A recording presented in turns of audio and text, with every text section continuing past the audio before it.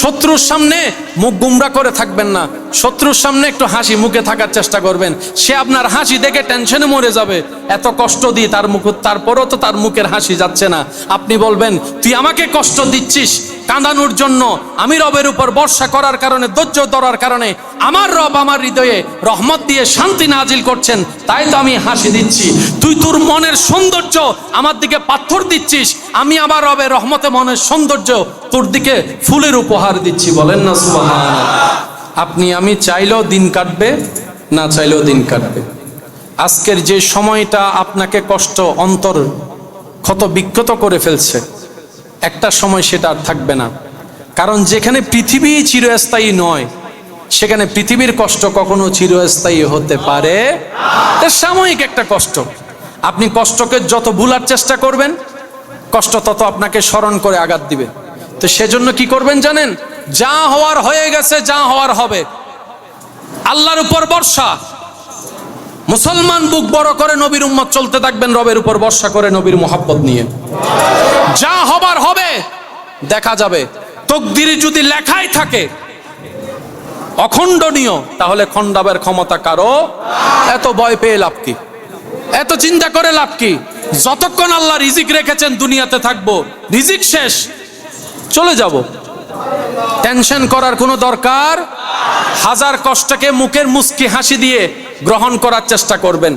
আপনার যতই টেনশন লাগুক, আমি সবার উদ্দেশ্যে বলছি, কখনো সময় পেলে প্র্যাকটিক্যাল করে দেখবেন।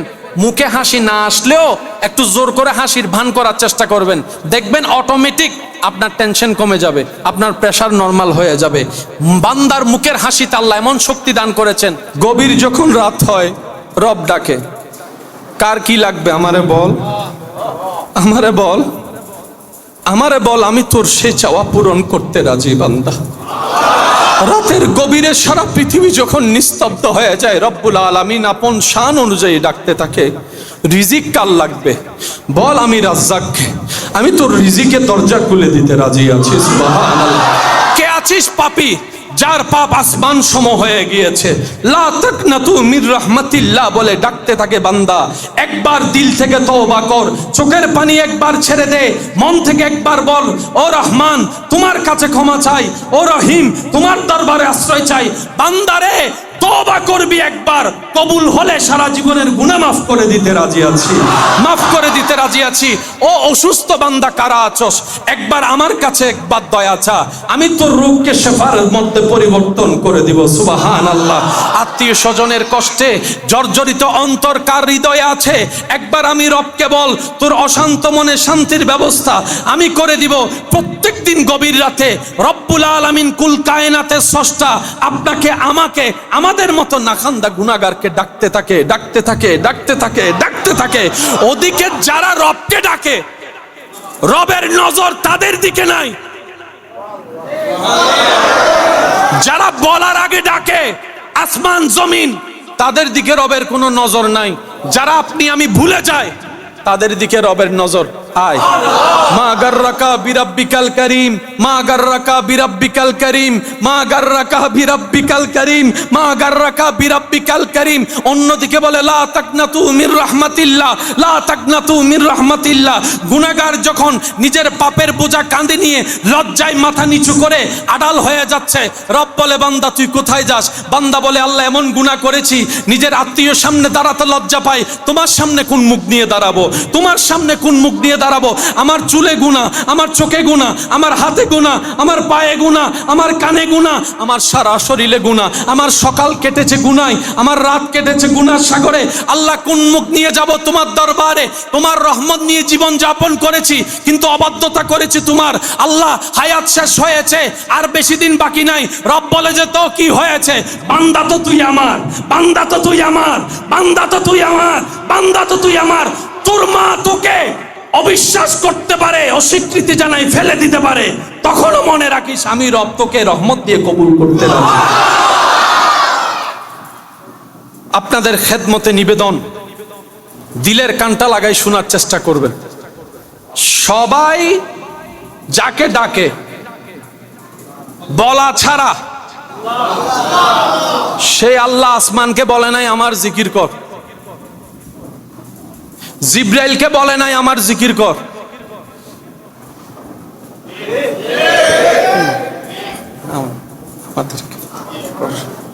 আমাদেরকে বলতেছে কর। দাম ডাইরেক্ট ভিআইপি বানাই দিয়েছে আমাদেরকে আল্লাহ, ডাইরেক্ট ভিআইপি। একটা হচ্ছে ভিআইপি, আরেকটা হচ্ছে বিভিআইপি, আবার আরেকটা আছে সিআইপি। যত বিভিআইপি সব আমরা,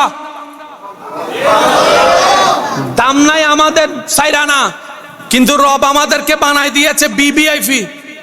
জগৎ জিজ্ঞেস করে আল্লাহ এই ছোট্ট সৃষ্টির এত দাম কেন? রব বলে যে ও জিব্রাইল, তোমার সাথে আমার মুস্তাফার ডাইরেক্ট কোনো সম্পর্ক নাই, কিন্তু এই উম্মতের নবী মুস্তাফার সাথে আমার হাবিবের সাথে ডাইরেক্ট সম্পর্ক। গুনেহগারম সিয়াকারম ওয়ালাকিন বাদাস্তম হস্ত দামানে মুহাম্মদ। সুবহানাল্লাহ। আল্লাহ শুধু কারণ খুঁজতে থাকে, কারণ। কি বললাম? পিছনের ভাইদের একটু আওয়াজ লাগবে। আল্লাহ শুধু কি খুঁজতে থাকে? একটা কারণ যদি পাওয়া যায় শেষ।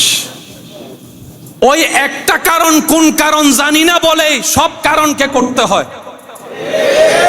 আমি কি বুঝাতে পারছি কথা? জান্নাতে যাওয়ার জন্য নামাজের দরকার, বলেন না ভাইয়া? রোজার দরকার, হজের দরকার, যাকাতের দরকার। এবার মূল কনসেপ্টটা আমি আপনাদের খেদমতে উলামায়ে কেরামের দোয়া নিয়ে প্রেজেন্ট করার চেষ্টা করব। তবে একটা কথা মনে রাখবেন, ইসলাম যতটুক জানার ধর্ম তার চাইতে বেশি ইসলাম বুঝার ধর্ম। আল্লাহর বিচার অনেক পড়ে। চলেন আমরা নিজের বিবেক দিয়ে একটা বিচার করি। একজন ব্যক্তি 5 ওয়াক্ত নামাজ পড়ে, জান্নাতে যাওয়ার সুযোগ, বলেন বলেন বলেন বলেন। রমজানে রোজাও রাখে, আবার নফল রোজাও রাখে, জান্নাতে যাওয়ার সুযোগ আরো বেশি। সে হজ করে, যাকাত দেয়, কিন্তু মা বাবার সেবা করে না। জান্নাতি না জাহান্নামী? আমি বলবো না, আপনারা বলেন। ওনার কাছে নামাজ, রোজা, হজ, যাকাত, তারপরও জাহান্নামী কেন? মা বাবা সেবা করে না। ঠিক আছে, এবার আরো সহজ করছি। নামাজ, রোজা, হজ, যাকাতও করে, মা বাবা সেবাও করে, তাহলে জান্নাতে যাওয়ার সুযোগ। কিন্তু ভাই বোনে জায়গা দেয় না। আমি বলবো না, আপনারা বলেন। জান্নাতে যাওয়ার সুযোগ, জান্নাতে যাওয়ার সুযোগ। সে যা ভাই বোনের জায়গাও দিছে ভালো, কিন্তু পাড়া পশ্চিমের রোড বন্ধ করে দিছে। জান্নাত আমাদের সবার দরকার। কোন কাজে জান্নাত থাকে সেটা তো বুঝতে হবে। সে যদি নামাজ পড়ে জাহান্নামে যায়, তখন মনে প্রশ্ন আসবে, কি নামাজও পড়লাম জাহান্নামে। তখন রব বলবে, জান্নাত আমি কাকে দিব সেটাই তো তুই বুঝার চেষ্টা করস নাই, না বুঝে শুধু করতেই গেছস, করতেই গেছস, করতেই গেছস। কথা, আমার কথায় কেউ কষ্ট নিচ্ছেন না তো? কেন? আমরা দুনিয়াতে আসছি কয়বার? একবার। কবরে গেলে ব্যাক গিয়ার দিয়ে আবার আসার কোনো সুযোগ। সেজন্য যা সিদ্ধান্ত নেওয়ার এখন নিতে হবে, যা করার এখন করতে হবে, যা ভুল আছে এখনই শুধরাই নিতে হবে। দ্বিতীয়বার কোনো সুযোগ আসবে? এবার বলেন, আমরা সবাই জান্নাতে যেতে চাই কি চাই না? জান্নাতে যাওয়ার জন্য দুইটা জিনিসের প্রধান দরকার। একটার নাম ঈমান, একটার নাম আমল। একটার নাম ঈমান, আর একটার নাম। এই আমলের ভিতর নামাজ, রোজা, হজ, যাকাত, মা বাবার সেবা, পাড়া প্রতিবেশীর হক, মানুষের হক, জাগা জমিনের হক, কথার হক, চোখের হক আছে না নাই? এই সবগুলা মিলে যদি হয় তাহলে জান্নাত। কিন্তু জান্নাতটা আসলে কোন কাজে? এক কথায় বুঝবেন, জান্নাত কারা পাবে? যাদের উপর রব খুশি হবে, জান্নাত তারা পাবে। জান্নাত কোনো কাজের ভিতরে নাই। যাদের উপর রব খুশি, জোরে জোরে জোরে জোরে, তারা কি পাবে? বলেন, তারা কি পাবে? তারা কি পাবে? সেটা এক্স হোক, ওয়াই হোক, জেড হোক, আমি হই, আপনি হই, তুমি হোক, সে হোক, যে হোক, শর্ত একটাই, রব খুশি, জান্নাত। রব নারাজ। এতটুকু কি বুঝে আসছে? এবার আমি আপনাদেরকে বললে আপনারা এখন সহজে বুঝতে পারবেন। তাহলে জান্নাত পেতে পাওয়ার শর্ত হচ্ছে রবকে খুশি করা। এবার বলেন, নামাজ পড়লে আল্লাহ কি হয়? সেজন্য নামাজ পড়ব। মদ খাইলে আল্লাহ কি হয়, সেজন্য এটা খাবো না। অন্যের হক দিয়ে দিলে আল্লাহ কি হয়, অন্যের হক দিয়ে দিলে কি হয়, সেজন্য দিয়ে দিব। সেটা ভাই হোক, সেটা বোন হোক, সেটা চাচা হোক, সেটা জ্যাঠা হোক, সেটা মামা হোক, সেটা যেই হোক, এক্স ওয়াই জেড, হক পাইলে দিয়ে দিব। কেন? আমার রবকে খুশি করার জন্য। অন্যের হক নিজের কাছে রেখে দিলে আল্লাহ কি হয়, সেজন্য এটা রাখবো। বাস এই কনসেপ্টটা বুঝে চলতে পারলে আপনার জন্য জান্নাত খোঁজা লাগবে না, দেখবেন জান্নাতেই আপনাকে খুঁজে খুঁজে নিবে, খুঁজে খুঁজে নিবে, খুঁজে খুঁজে। এবার উলামায়ে কেরামের দোয়া নিয়ে আমি প্রেজেন্টটা করার চেষ্টা করছি। আপনারা শুধু সুবহানাল্লাহ বলে রবের জিকিরে নিজের জবানকে পবিত্র করার চেষ্টা করবেন, পারবেন ইনশাআল্লাহ। জান্নাত আমরা সবাই চাই কি চাই না? জান্নাত পেতে গেলে কাকে খুশি করতে হবে? এবার আল্লাহকে খুশি করার জন্য যা করা দরকার সব করতে হবে, কারণ আমার জানা নাই কোনটাতে তিনি খুশি হচ্ছে, সেজন্য সব করতে হবে।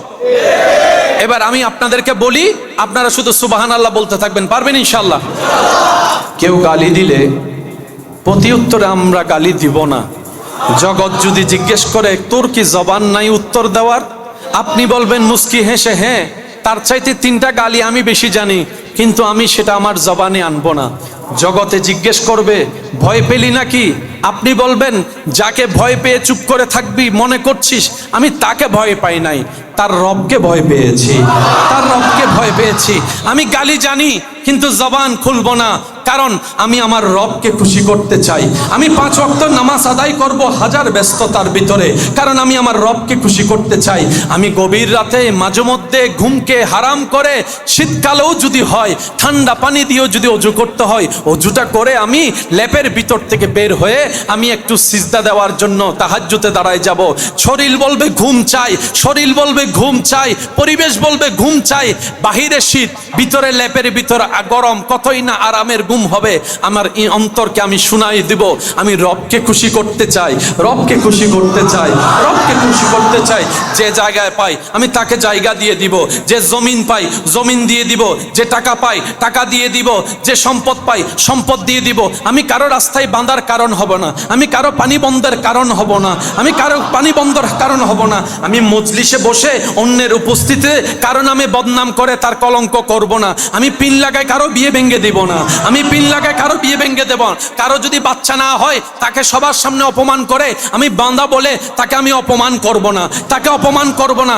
কারো ঘরে গিয়ের মধ্যে আমার চাইতে আর্থিকভাবে গরিব হওয়া সত্ত্বেও আমি তার সামনে অহংকার দেখাবো না, কারণ আমার রবকে খুশি করতে চাই, আমার রবকে খুশি করতে চাই, আমি রবকে খুশি করতে চাই। আমি অহংকার দেখাবো না, রবের খুশির জন্য আমি কাউকে হিংসা করব না, আমার রবের খুশির জন্য আমি কারো গীবত করব না, আমার রবের খুশির জন্য আমি কাউকে অপমান করব না, আমার রবের খুশির জন্য আমি কারো জায়গা দখল করব না, রবকে খুশি করার জন্য আমার ক্ষমতার অপব্যবহার করব না, রবকে খুশি করার জন্য আমি মা বাবার সাথে চিল্লায় কখনো কথা বলবো না, রবের খুশির জন্য আমি মা বাবার সাথে চোখ রাঙ্গায় কথা বলবো না। আমার রবকে খুশি করার জন্য, আমার রবকে খুশি করার জন্য, আমার রবকে খুশি করার জন্য আমি হাজার কষ্ট হলো আমি রোজা রাখার চেষ্টা করব, আমার রবের খুশির জন্য আমার চেষ্টা করব যাকাত দেওয়ার জন্য, রবকে খুশি করার জন্য। আমি ব্যবসা যদি করি হালালভাবে ব্যবসা করব, 2 নাম্বারই করব না, 1 নাম্বার বলে 2 নাম্বার জিনিস দিব না। আমার রবকে খুশি করার জন্য, আমার রবকে খুশি করার জন্য, আমার রবকে খুশি করার জন্য আমি চোখ দিয়ে অন্যায় দেখব না, রবের খুশির জন্য কান দিয়ে গীবত শুনবো না, রবের খুশির জন্য মুখ দিয়ে কারো কষ্টের কারণ হব না, রবের খুশির জন্য মান সালিমান মুসলিমুনা মিন লিসানিহি ওয়া ইয়াদিহি আমি আমল করব রবকে খুশি করার জন্য। আমার হাঁটাটা হবে রবের খুশির জন্য, বসা হবে রবের খুশির জন্য, শোয়া হবে রবের খুশির জন্য।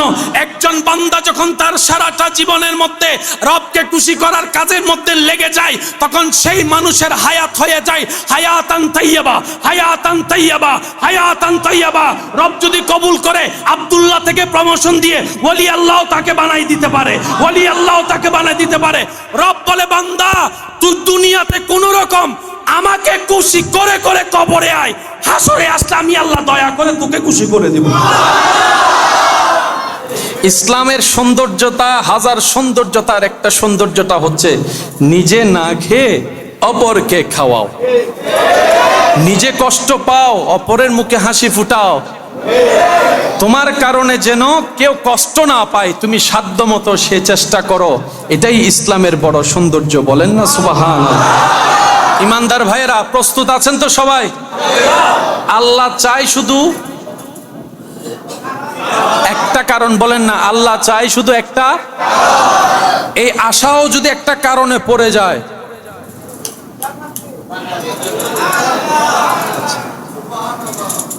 ঘর বানাইছে মানুষ থাকার জন্য। আমি সবার একটু মনোযোগ চাচ্ছি, মুরব্বী এবং উলামায়ে কেরামের দোয়া চাচ্ছি। আমরা বেশিরভাগ মানুষ দেখবেন জান্নাত খুঁজি, জান্নাত চাই, জান্নাত পাওয়ার আশা রাখি। কেউ যদি 10টা টাকা দানও করে, সে এই নিয়তে করে, আমি দান করছি, সওয়াব পাবো, সওয়াবটা পাল্লায় তুলবো, পাল্লায় যদি পার হয় জান্নাত। ঠিক আছে? এবার আমি আপনাদের সবার একটু মনোযোগ চাচ্ছি। এটা প্রেমিক ছাড়া সবাই বুঝবেন না, সেজন্য আমি সবার একটু মনোযোগটা চাচ্ছি। সবকিছু স্রষ্টাকে, আমার ভাইয়েরও একটু বলেন, সবকিছু স্রষ্টাকে। আল্লাহ তাআলা সবকিছু বানানোর পরে সব সৃষ্টির ভিতরে সবচেয়ে দামি সৃষ্টি বলে ঘোষণা দিয়েছেন কি? আসমানকে, জমিনকে, ফেরেশতাকে, না মানুষকে? এদিকের ভাইরা বলেন, আপনারা বলেন, আপনারা বলেন। তাহলে মানুষের যোগ্যতা থাক কিংবা না থাক, সৃষ্টির রোল নম্বর 1 কে? বলেন, সৃষ্টির রোল নম্বর 1 কে? এবার আমি প্রশ্ন করব, আপনারা উত্তর দিবেন। মানুষ কি স্রষ্টা না সৃষ্টি? আসমান কি স্রষ্টা না সৃষ্টি? ফেরেশতা কি স্রষ্টা না সৃষ্টি? জান্নাত কি স্রষ্টা না সৃষ্টি? সৃষ্টির ভিতর রোল নম্বর 1 কার? জোরে বলেন, 1 কার? তাহলে 1 যদি রোল নম্বর মানুষের হয়, 2 নম্বর রোল ফেরেশতা, 3 নম্বর রোল জান্নাত। তো আপনি রোল নম্বর 1 হয়ে 3 খুঁজেন কেন?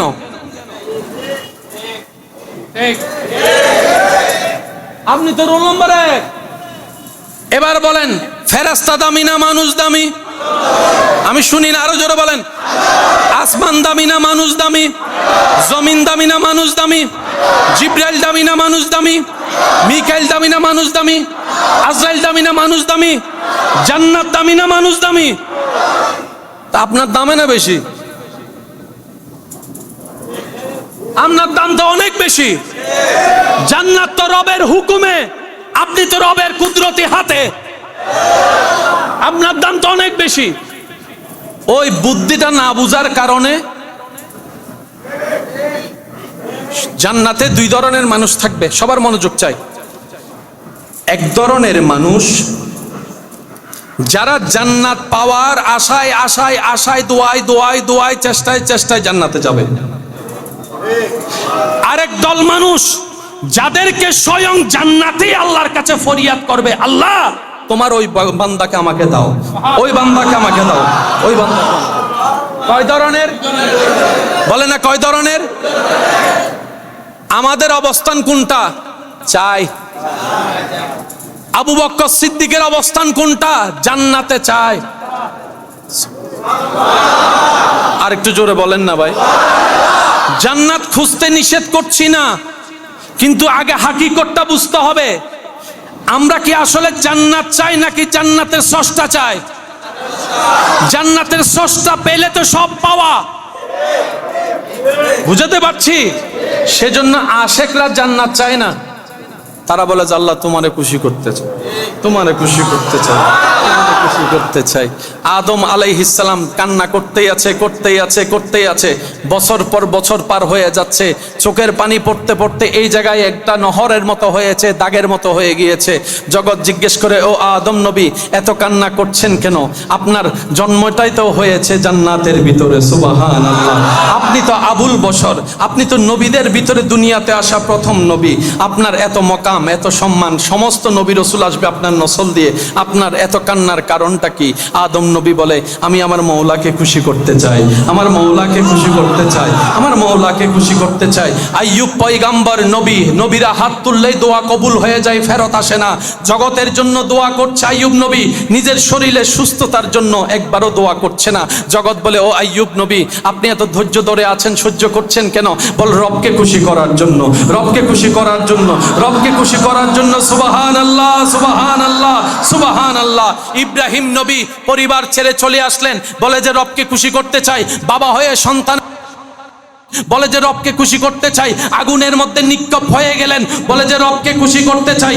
ঈসা পয়গম্বর আপনদের শত্রুতামির শিকার হয়েছেন, বলে যে রবকে খুশি করতে চাই। হযরত ইউসুফ আলাইহিস সালাম জেলখানায় বন্দী হয়ে আছেন, বলে যে রবকে খুশি করতে চাই, রবকে খুশি করতে চাই, রবকে খুশি করতে চাই। নূহ আলাইহিস সালাম প্লাবনের মধ্যে পড়ে আছেন, ধৈর্য ধরে অপেক্ষা করছেন, বলে যে রবকে খুশি করতে চাই। আসমানে বলে রবকে খুশি করতে চাই, জমিন বলে রবকে খুশি করতে চাই, জান্নাত বলে রবকে খুশি করতে চাই। সেই রবের দিকে যখন তাকালাম, রব বলে ওয়ালা সাউফা ইউতিকা রাব্বুকা ফাতারদা। কুল কায়নাত আমি আল্লাহকে খুশি করতে চাই, আর আমি আল্লাহ ও নবী মুস্তাফা আপনাকে খুশি রাখতে চাই। সারা কুল কায়নাত চাই আল্লাহর খুশি, আল্লাহ চাই আমাদের নবীর খুশি। না সুবহানাল্লাহ, এন্ডার আয়দন্নি গরজে হইবেন দেরি না। না মুসা নবীর উম্মত তাইলে বাজি সুবহানাল্লাহ ন হইউ, ঈসা নবীর উম্মত তাইলে মুখ বন্ধ করি রাখো। আর নবীর উম্মত যারা আসনি তার একবার হন সুবহানাল্লাহ। ইয়া না বুঝা যান নবী রহমতুল্লিল আলামিনের উম্মত সকল বই দেখি রহমত ওয়ালা আয়া নবী হে, রহমত ওয়ালা আয়া নবী হে, ধুম মচি হে, ধুম মচি হে, সবাই রহমত ওয়ালা আয়া নবী হে, ধুম মচি হে। উচ্চ আওয়াজ একবার বলেন আলহামদুলিল্লাহ। সবাই চায় কার খুশি? ওই হাজার খুশির ভিতরে, হাজার দলিলের ভিতরে, হাজার ঘটনার ভিতরে একটা ঘটনা হচ্ছে কারবালার ময়দান। এখন গভীরতায় যাব, আপনারা আশা করি দিলের কান দিয়ে শুনলে ইনশাআল্লাহ বুঝতে পারবেন। ওয়ামা তৌফিক ইল্লা বিল্লাহ। প্রথম কথা মনে রাখবেন, ইমাম আলী মাকাম ইমাম হুসাইন কারবালাতে যুদ্ধ করতে যায়নি। উনি যুদ্ধ করতে, উনি গিয়েছেন মেহমানদারির দাওয়াতে। এবার আপনারা একটু বিবেক দিয়ে, বিবেকের উত্তর দিয়ে বলবেন, আমার ভাইয়েরা আমরা তো পরিপূর্ণ কেউ ইমানদার না, সেটা আমরা সবাই জানি। আমাদের ইমানত ঘাটতি আছে, আমলত ঘাটতি আছে, নামাজত ঘাটতি আছে, রোজাত ঘাটতি আছে, বালা করি একটু, ভুল করি অনেক, ঠিক না? আপনার মতো একজন সুস্থ জ্ঞানী মানুষ পারস্পরিক ভাই চাচা জ্যাঠার ভিতরে শত্রুতামি ঝগড়া হলে আপনার ঘরের ছোট বাচ্চাকে কি কখনো ঘর থেকে বের হতে দিবেন? বলেন না, দিবেন? বের হতে চাইলে আপনি কি বলবেন? বলেন না, বলেন না। বাচ্চার মা যদি আপনার পক্ষে কথা বলতে বের হয়, আপনি বলবেন? বলেন না। মহিলা বের হলে ভিতরে যা, বাচ্চা বের হলে ভিতরে যা, আপনি আমি। ইমাম হুসাইন যদি যুদ্ধ করতে যাইতেন, আলী আসগর শহীদ হলো কেন? ইমাম হুসাইনের কাফেলায় মহিলাদের স্থান কেন? ছোট বাচ্চার স্থান কেন? উনি যুদ্ধটাই নাই। উনি যদি যুদ্ধে যাইতেন 22,000 না, আল্লাহর রহমতে 22 লাখও হতো ডাক দিলে। উনি গিয়েছেন দাওয়াতে। বলেন ভাইয়া কিসে? আরো জোরে বলেন কিসে? কিন্তু বাটফারেরা বাটফারি করছে, মুনাফিকিরা মুনাফিকি করছে, শত্রুরা শত্রুতামি করছে। আর সেই ঘটনায় আমাদের জন্য শিক্ষা রেখে গেলেন ইমাম হুসাইন। ইমাম হুসাইন বলে, কখনো যদি তোমাদের জীবনে এমন ঘটনাও ঘটে যায়, কেউ বিশ্বাসঘাতকতা করে, আপনরা দুশ্মনী করে, পানি যদি বন্ধ হয়ে যায়, রাস্তাও যদি বন্ধ করে দেয়, বাপ চাচা যেটা কাকা মামা, নিরাশ হইও না, করতে দাও তাদেরকে, মন ছোট করো না। তুমি রবের উপর তাওয়াক্কুল করে বসে থাকো, তারা তোমাকে ধ্বংস করতে চাইবে, তোমার রব তোমার নামকে কিয়ামত পর্যন্ত বেঁচে থাকার ব্যবস্থা করে দিবে। এজিদ ছিল, এজিদ, ইমাম হুসাইন, আমি বলবো না, আপনারা বলেন ইমাম হুসাইন, ইমাম হুসাইন, পোস্টারে ইমাম হুসাইন, ব্যানারে ইমাম হুসাইন, মাইকের আওয়াজে ইমাম হুসাইন, আজানের ধ্বনিতে ইমাম হুসাইন থাকার সাক্ষী, একামতের ভিতরও বলে যে ইমাম হুসাইনের নাম তো শুনি না একামতে। ভাই আপনি বললেন কিভাবে? আমি বললাম আজকে যে আপনি নিশ্চিন্ত মনে আজান দিতে পাচ্ছেন, ইমাম হুসাইনের ত্যাগের কারণে। আজকে আপনি আমি যে নির্দ্বিধায় দাঁড়াচ্ছি, পিছনে কে হামলা করবে চিন্তাও নাই, ইমাম হুসাইনের ত্যাগের কারণে। উনি ত্যাগ দিয়েছেন, আল্লাহ তাআলা ইসলামটাকে একদম সহজ সুন্দরভাবে সাবলীলভাবে ব্যবস্থা করে দিয়েছেন। সুবহানাল্লাহ। বলেন এজিদের নাম, এজিদের নাম, ইমাম হুসাইনের নাম, ইমাম হুসাইনের নাম থাকবে, ইমাম হুসাইনের নাম। এজিদের নাম ছিল, কিন্তু এখানের ভিতরেও হয়তো 2-3 জন হুসাইন। মাইকের আওয়াজ শুনতেছে, এখানের ভিতরেও 2-3 জন হুসাইন। আপনাদের এলাকার ডাইন পাশে বাম হাতে খুঁজলো 1-2টা হুসাইন। ঢাকার মধ্যে হুসাইন, চিরাঙে হুসাইন, সিলেটে হুসাইন, আরো জোরে ইন্ডিয়াতে হুসাইন, পাকিস্তানে হুসাইন, দুবাইতে হুসাইন, অমুক জায়গায় হুসাইন, অমুক জায়গায় হুসাইন। এজিদে এখন মনে মনে চিন্তা করে, একটা হুসাইনের নাম মুছতে গিয়ে তো দেখি। সুবহানাল্লাহ বলেন না সুবহানাল্লাহ। এজিদে মনে মনে বলে, একটা হুসাইনের নাম মুছতে গিয়ে দেখি উত্তরে হুসাইন, দক্ষিণে হুসাইন, পশ্চিমে হুসাইন, পূর্বে হুসাইন, মাইকে হুসাইন, মসজিদে হুসাইন, মিম্বরে হুসাইন, কারবালার আলোচনায় হুসাইন, নামের ভিতরে হুসাইন। দেখতে দেখতে দেখে সৈয়দুস শাবাবে আহলিল জান্নাহ, জান্নাতে যুবকের সর্দারদের নামের ভিতরে ইমাম হাসান, ইমাম হুসাইন। সেজন্য কেউ যদি আপনার নাম মুছতে চায় দেন, আপনার কাজ হচ্ছে সবর করা।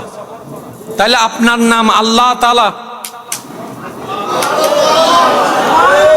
তো আপনার আশেপাশে কেউ যদি জ্বালায়, চেতে যায়েন না। আপনি বলবেন গর মামলা একখানকা দিওস, আরো 2 দে, আরো জোরে, আরো জোরে, একখান দিয়ে কি হবো? তুই আর বিয়ে একবার ভাঙিলে কি হবো? 5 বার। তুই আর টানি ধরে একবার কেন নামাতি, 10 বার নামা। সে বলবে তুই তো হয়তো ভয় পেয়ে গেছস। বুঝবেন আমার কথা? বোঝো না? মাইকে মাইকের আওয়াজ শুনে আর গাইলেও দেড় ফানলাস হদুজুরি না রে হর বাংলা আহদি বদ্ধ অনেরও হইদিন এলাকা ঠিকানা আলাদা আলাদা হইলেও সারা বিশ্বের মানুষের স্বভাব চরিত্র বেগিন। আর আর এলাকা মিদিওয়া শুক্রবারে মুসল্লিবারে মসজিদত, অনারের এলাকার অবস্থা কি? সেম নাকি?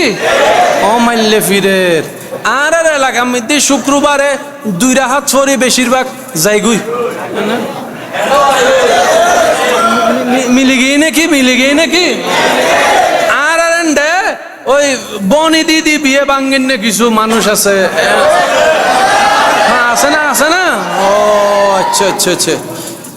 আরা বছর খবর লইন্য হন আত্মীয় স্বজন ন পাইল, পরীক্ষার রেজাল্ট দিলে খবর তো আত্মীয় স্বজন উড়িয়ে খবর ল দিলে কি আছে, এন্ড আছে নাকি? ও কের গরম মিতি বাচ্চা নইলে বিয়ের পরে বহুত দিন গেলে খালা চাচি মামি হতুন আছে নাক ফুলাই ফুলে অপমান করে হতা হয়, এন্ড আছে নাকি?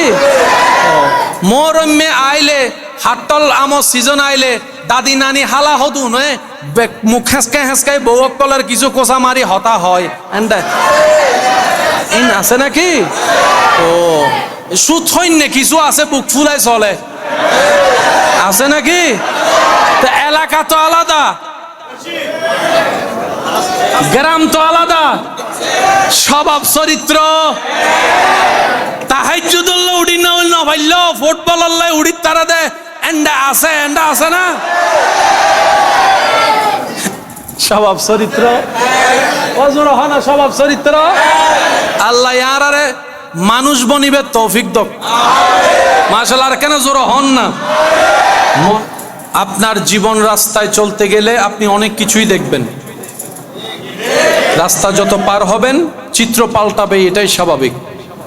সব মানুষের জীবনে দুঃখ কষ্ট আছে, আপন আপন জায়গায় সবার দুঃখে কষ্টটাই ভারী। কিন্তু চরিত্র রংটা ভিন্ন, কারো কষ্ট এইদিকে, কারো কষ্ট ওইদিকে। মনে রাখবেন, এটা দুনিয়া, এটা জান্নাত নয়। এখানে সুখ পাওয়ার চিন্তা করাটাই বোকামি। কথা বলেন ঠিক কিনা? মুমিনদের জন্য সুখের বাড়ি জান্নাত। মুসলমানের আসল সুখের বাড়ি জান্নাত, দুনিয়াতে নয়। কারণ এই দুনিয়ার 12টা মাসের ভিতর একটা মাস হচ্ছে জিলহজ, আর একটা মাসের নাম মুহররম। খেয়াল করে দেখবেন, জিলহজ মাসও কোরবানি, মুহররম মাসও কোরবানি। আল্লাহ মাস শেষ করলা, বছর শেষ করলা কোরবানি দিয়ে, শুরু করলা কোরবানি দিয়ে। রব বলে, তোদেরকে মেসেজ দিলাম, মুসলমানরা যতদিন বেঁচে থাকবি কোরবানি করার নিয়তে, কোরবানি দেওয়ার নিয়তে বেঁচে থাকবি। মালিক বনার চেষ্টা করবি না, বাদশা বনার চেষ্টা করবি না, কোরবানি কর। আল্লাহ, কি কোরবানি করব তোমার খুশির জন্য?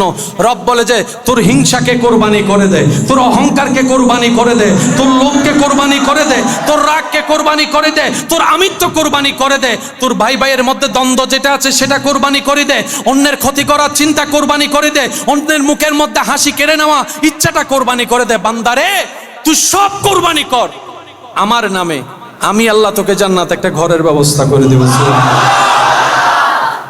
সেজন্য মাথায় রাখবেন, এখানে ছাড় দেন, ওখানে নিয়ে নেন। আল্লাহ এবং রসুল কারো কোনো কিছুই বাকি রাখে না। আপনি এখন একবার দরুদ শরীফ পড়বেন, আপনার দরুদ শরীফ পড়ার শেষ হওয়ার আগেই হাদিস মোতাবেক আল্লাহ তাআলা আপনাকে 10টা 10টা 10টা 3 10 30টা রহমত দান করে দিবেন। আপনি একবার বলবেন আল্লাহ আযকুরুকুম, আল্লাহ উত্তর দিয়ে দিবে আল্লাহ শান অনুযায়ী। আল্লাহ কারো কোনো কিছু বাকি রাখে না। কোরআন বলছে, মান জাআ বিল হাসানাতে ফালাহু আশরু আমসালিহা। দুনিয়ার ইকোনমিক্স বলে 10 টাকা থেকে যদি 5 টাকা দাও, তোমার মাইনাসের খাতায় জমা হবে 5 টাকা থাকবে। কিন্তু তুমি যখন রবের নামে দিবা, রবকে খুশি করার জন্য, যেখানেই দাও, মসজিদে দাও, মাজারে দাও, আত্মীয়কে দাও, গরিবকে দাও, দাও দাও, যেখানে দাও, যাই দিবা তার 10 গুণ আল্লাহ তোমাকে দিবেই ফেরত, দিবেই ফেরত, দিবেই ফেরত। আল্লাহ কারো কোনো কিছু বাকি রাখে? বলেন, আল্লাহ কারো কোনো কিছু বাকি রাখে? এই মসজিদের শুরু থেকে আজ পর্যন্ত যারা সম্পৃক্ত ছিল, প্রকাশ্যে গোপনে, কাছ থেকে দূর থেকে, যে যেভাবে সম্পৃক্ত ছিল, মাটির উপর থাক আর মাটির নিচে থাক, আল্লাহ তাআলা তাদের প্রাপ্যটা পৌঁছায় দিচ্ছেন, টাইমে টাইমে পৌঁছাই দিচ্ছেন, টাইমে টাইমে পৌঁছাই দিচ্ছেন।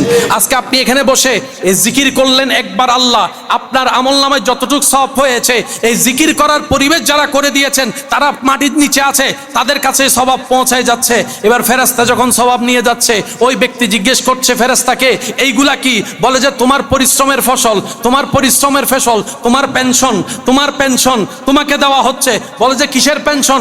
সরকারি চাকরির পেনশন তো আমি পাইলাম না, আমার ছেলে মেয়ে নিয়ে ফেলছে, এটা আবার কোন পেনশন? ফেরেশতা বলে, তুমি তোমার রবের জন্য যা করেছো, তোমার আল্লাহর জন্য যা করেছো, তোমার আল্লাহর জন্য যা করেছো, 10 গুণ বেশি করে করে দেওয়া হচ্ছে, 10 গুণ বেশি বেশি করে দেওয়া হচ্ছে। এই কথা শুনে একজন অর্থনৈতিক গরিব ব্যক্তি মনে মনে চিন্তা করলো, আহারে, মন তো আছে, ধন তো আমার নাই, মন তো আছে করার, ধন তো আমার নাই। এত বড় মসজিদে কেউ লাইট দিয়েছে, কেউ ঝাড় দিয়েছে, কেউ ফ্যান দিয়েছে, কেউ সিমেন্ট দিয়েছে, কেউ রড দিয়েছে, আল্লাহ আমার তো তৌফিক নাই, মনটা তো আছে, মনটা তো আছে। এই চিন্তা করে করে নিজের হালাল ইনকাম থেকে 2টা টাকার ফাটাসির একটা নোট এনে হুজুরকে দিয়েছে। উনি মনে মনে চিন্তা করছে, এই 2 নোটের জন্য কেউ আমাকে বাবা দিবে না, তকবীর দিবে না, স্লোগান দিবে না, আমি জানি। তারপর আল্লাহ আমার থেকে নাই, মোর যতটুক আছে, তৌফিক আছে, 2 টাকা দিয়েছি, আল্লাহ তোমার রাস্তায় দিয়েছি, তোমার জন্য দিয়েছি, তোমার রাস্তায় দিয়েছি, তোমার জন্য দিয়েছি। উনিও কবরে যাওয়ার পরে দেখেছে 10 গুণ। উনি বলে, ফেরেশতা এগুলা কি? কয়, তোমার পেনশন। তো দিছি তো 2 টাকা, 2 টাকার পেনশন এতটুক, তাও আবার বারবার। ফজরে যখন পৌঁছায় যাচ্ছে, জোহরেরটা পৌঁছায় যাচ্ছে, আসরেরটা পৌঁছায় যাচ্ছে, মাগরিব এশা পৌঁছায় যাচ্ছে, মাহফিলেরটা পৌঁছায় যাচ্ছে, জুমারটা পৌঁছায় যাচ্ছে, আগন্তুক ব্যক্তি এসে নামাজ পড়ছে, সেটাও পৌঁছায় যাচ্ছে। কিয়ামত পর্যন্ত শুধু পৌঁছাতেই আছে, পৌঁছাতেই আছে, পৌঁছাতে আছে। 2 টাকা, 2 টাকা, 2 টাকা। এবার সে বলে, ও ফেরেশতা, 2 টাকার দাম তো কোথাও নাই। ফেরেশতা বলে, ওরে আশিক, এটাই তো বুঝতে হবে, যেটার দাম দুনিয়াতে নাই, সেটার দাম তোর রবের কাছে আছে, যদি দিল থেকে রবের জন্য করতে পারিস। ইমানদার ভাইয়েরা, সবকিছু কার খুশির জন্য? এবার আমি আপনাদেরকে প্রশ্ন করবো, আপনারা যার যেটা মন চায় সেটা উত্তর দিবেন।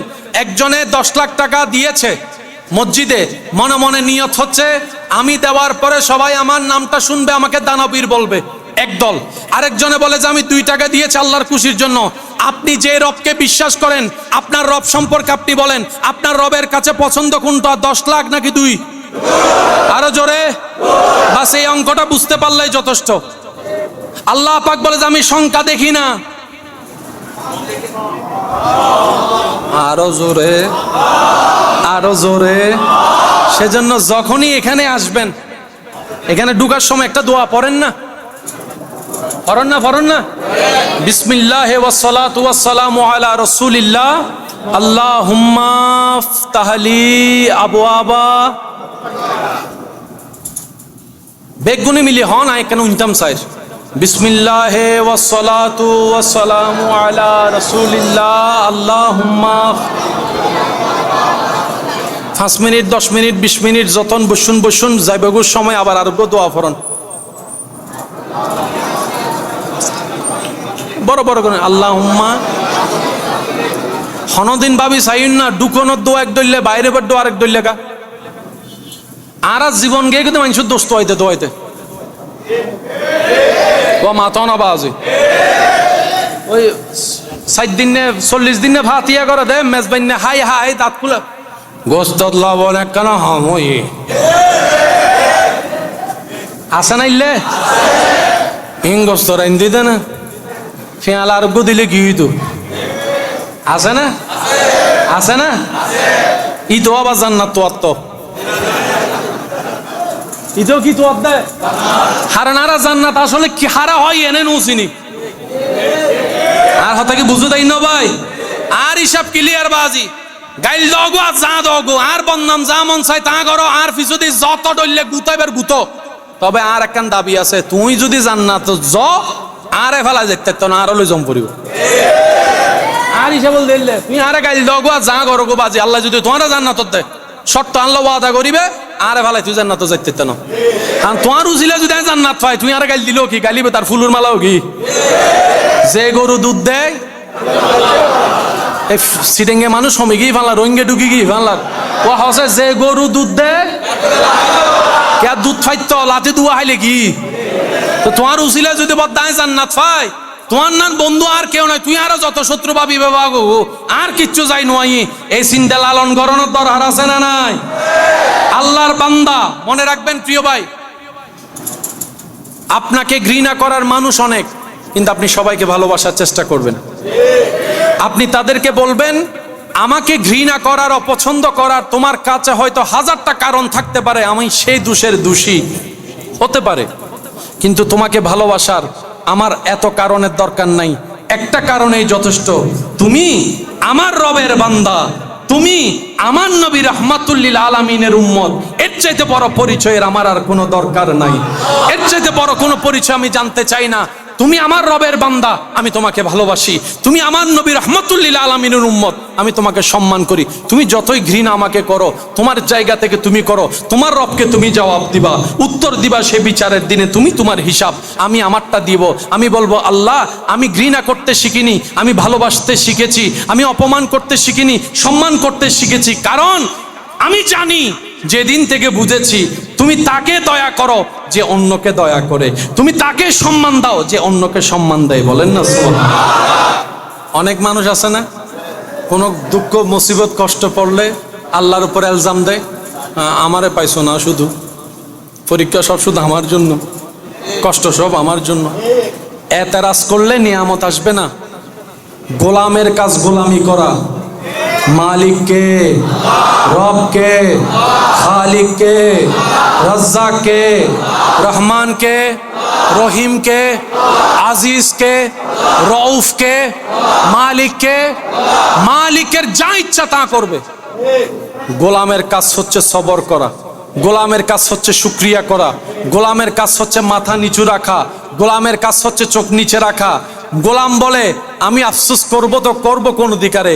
যে শরীর নিয়ে আফসোস করব সেটাও তো আমার রবের দেওয়া, যে রু নিয়ে আমি আফসোস করব সেটাও আমার রবের দেওয়া, যে চোখ নিয়ে আমি দেখি চলি আমার রবের দেওয়া, মুখ আমার কান রবের দেওয়া, আমার বলতে তো কোনো কিছুই নেই, সব কিছুই আমার রবের। সেজন্য মানুষ মারা গেলে সবাই পড়ে ইন্না লিল্লাহি ওয়া ইন্না ইলাইহি রাজিউন। কোরআনে এত আয়াত থাকতে এই আয়াত কেন পড়তে হয়? এটাই তো শিক্ষা দেয় নিজের বলতে কিছুই নাই, সব কিছুই আল্লাহর, সব কিছুই আল্লাহর। দুঃখ লাগে কখন? যখন নিজের মনে করি। কষ্ট লাগে কখন? যখন নিজের মালিকানা মনে করি।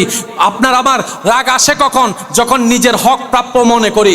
আসলে তো আমার বলতে কিছু নাই, আমার বলতে কিছু নাই, আমাদের বলতে কিছু নাই, সব কিছুই আল্লাহর, সব কিছুই আল্লাহর, সব কিছুই আল্লাহর।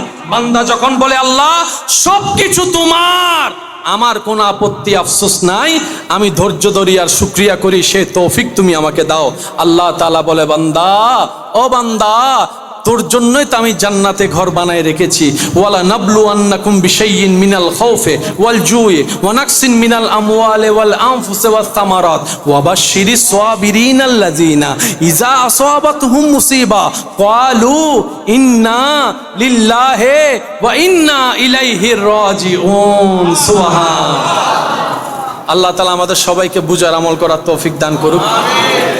এই মসজিদ যারা, আমি তো আসলে কাউকে চিনি না, এই মসজিদের সাথে যারা সম্পৃক্ত, একজন মেহমান হিসাবে আল্লাহর কাছে এতটুকু ফরিয়াদ করবো, আল্লাহ তোমার ঘরকে যারা এত সুন্দর করে সাজিয়েছে, তোমার ঘরকে যারা এত সুন্দরভাবে সাজিয়ে রেখেছে, আল্লাহ তোমার ঘরকে যারা সুন্দর বানায় রাখবে, আল্লাহ তাদের জীবনকেও তুমি সুন্দর বানাই দিও। তাই অনেকে বলবে হুজুর আমি তো কিছুই দিই নাই, আল্লাহ দোয়া হোক। ইয়া তো দিয়ে দিও না ভাই, আয় গরিব বলি কি আমি বাদ গেই না? আমি গরিব বলে কি আমি বাদ গেলাম? আমার জন্য দোয়া নাই?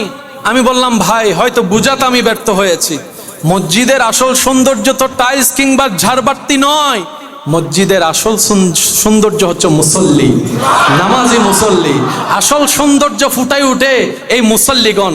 আপনি দেখবেন একজন টিনের চালের মসজিদের ভিতর যদি মুসল্লি ভরপুর থাকে, রবের দরবারে সিজদাদাতা বেশি থাকে, দূর থেকে দেখতে লাগে আলিজিমুশান সুন্দর একটা মসজিদ। আল্লাহর ঘরের সৌন্দর্য মুসল্লি দ্বারা হয়, আল্লাহর ঘরের সৌন্দর্য আল্লাহর বান্দাদের উপস্থিতির মাধ্যমে হয়। বলেন না সুবহানাল্লাহ। আপনি আমি চাইলেও দিন কাটবে, না চাইলেও দিন কাটবে।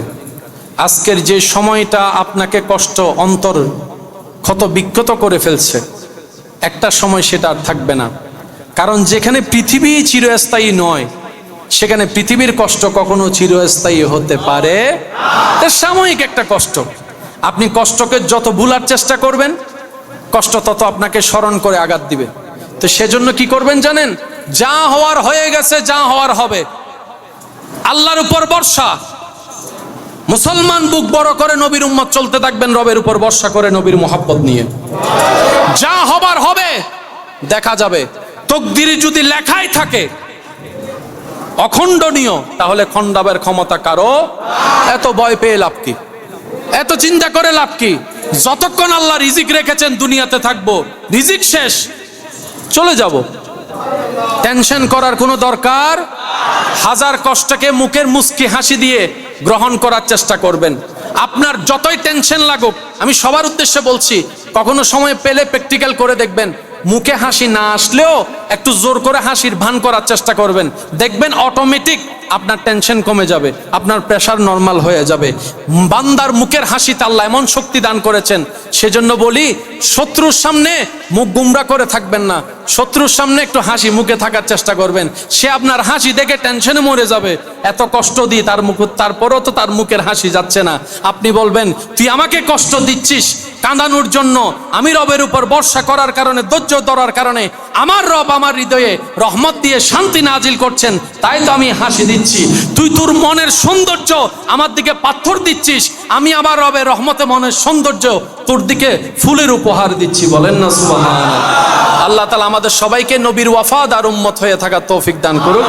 এবং প্রশাসনের ভাই সহ, এলাকাবাসী সহ সবার প্রতি মাহফিল কমিটি এবং এলাকাবাসীর সবার পক্ষ থেকে আমরা সবাই, আমি একজন মেহমান হিসেবে আন্তরিক ভালোবাসা, সালাম এবং কৃতজ্ঞতা জ্ঞাপন করছি। আর আপনাদের যে ভাইয়েরা এই আয়োজনটুকু করেছেন, আজকের মাহফিলে এসে যাদের যাদের মন খুশি হয়েছে তারা একবার দুই হাত তুলে দেখায় বলেন তো মারহাবা।